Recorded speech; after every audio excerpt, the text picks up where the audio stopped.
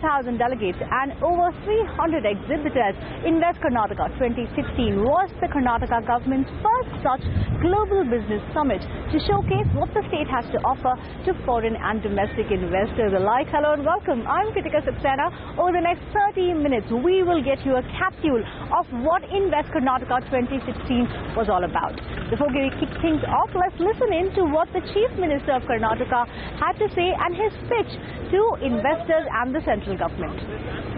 Invest Karnataka is not an end in itself. In fact, it is the beginning of a new chapter in the history of this great land, a land which desires for its high growth and the growth of the nation. Our goal is to make Karnataka the growth engine of India. We also caught up with the Minister for Industries, who is the man behind the vision for the Global Business Summit or Invest Karnataka 2016 to understand his pitch to investors. The response we received was so tremendous, it was beyond our imagination.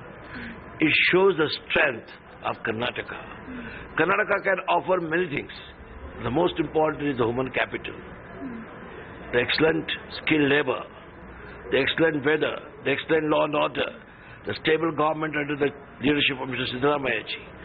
And please understand, though there are so many sectors, steel, cement, IT, BT, tourism, aviation, defense related, agri, textile, this time we have identified 14 sectors such as IT, BT, aviation, tourism, manufacturing, infrastructure, textiles, agri, startups. And on these sessions, 7 countries have joined us in this. 1st of February, we have cleared almost all the proposals which have come for the Invest Karnataka. Okay, we have taken a drive and we have cleared most of the proposals. And whatever has come yesterday and today, they would be in the form of MOUs, and that also we have done a lot of screening. We have seen only genuine investors which are going to succeed in Karnataka, only such companies we have signed the MOUs. As usual, most of the investments are in the industries, the energy sector, the agro food processing and IT, BT, textiles, etc. When there's an event of a large scale, obviously there would be important chief guests. So, Invest Karnataka 2016 saw big names like Ratan, Tata, Narayana, Murthy, Anil, Ambani, Adani, Sajjan Jindal, who graced the occasion, and they went and in fact offered large capital to invest and expand across Karnataka. But the reality is that all youngsters want to be in Bangalore. So therefore, my request to Minister Deshpande and to the Chief Minister is to help us make Bangalore more livable, provide whatever infrastructure facilities are needed to ensure that there is access to whatever educational facilities that these industries professionals want for their children. We employ more than 55,000 people in Karnataka, and we are expanding in each of our businesses in Karnataka, which really endorses the fact that Karnataka is a very hospitable and a very progressive state to invest in. We are now invested a lot in a non-for-profit university called the Azim Premji University, which is dedicated to development and teaching. In our information technology business, we are in the midst of a major expansion which will add 25,000 people to Karnataka and to Bangalore. This is the very special quality of the people of Karnataka, that everyone is positive and everybody wants development in the state.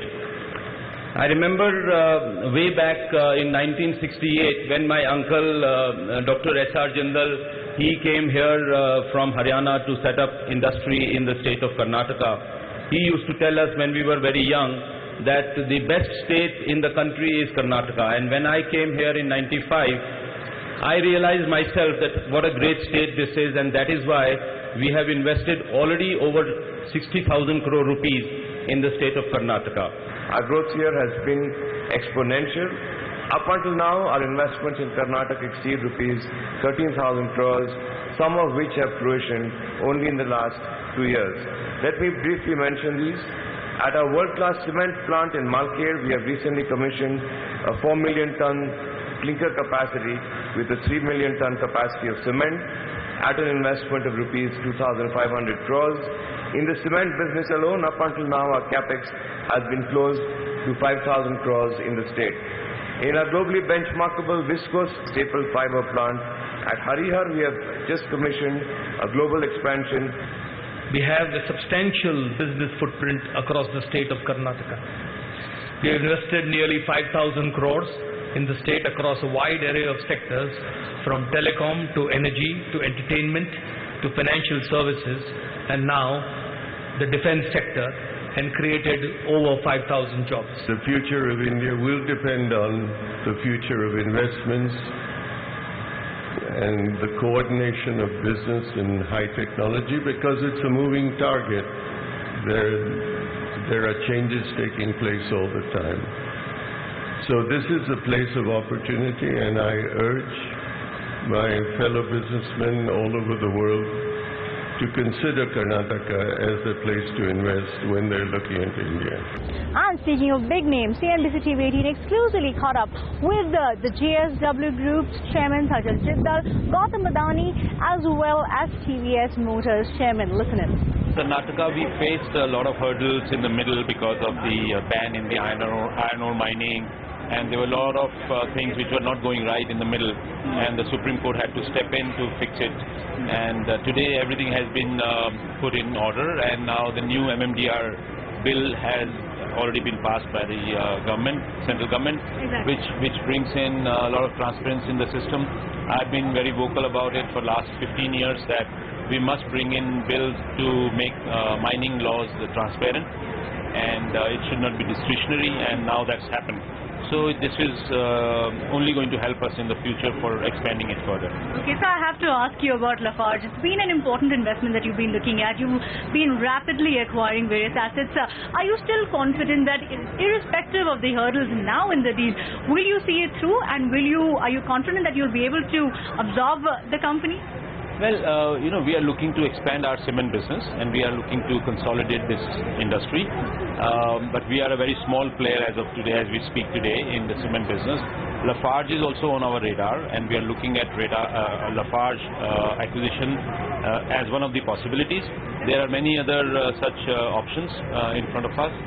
So we are looking at those independently and evaluating. And whatever comes right to us, we will be looking at that seriously. Yeah, right now we have signed the MOU with the state government to expand the existing 1200 megawatt capacity to additionally 1600 megawatt capacity in Udupi. That will be cost around 11,000 crore plus. Also, we're going to plan for expanding the port capacity to additionally handle the import coal cargo for the Udupi power plant. And also we signed MOU for 1000 megawatt solar power project. So that is the investment right now we have announced for Karnataka.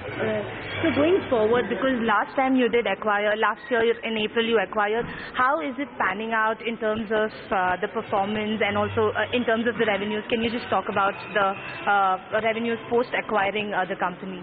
No, now this plant is running at 100% availability capacity, and that helps Karnataka partly power shortage, basically helping this filling the gaps of the power shortage, and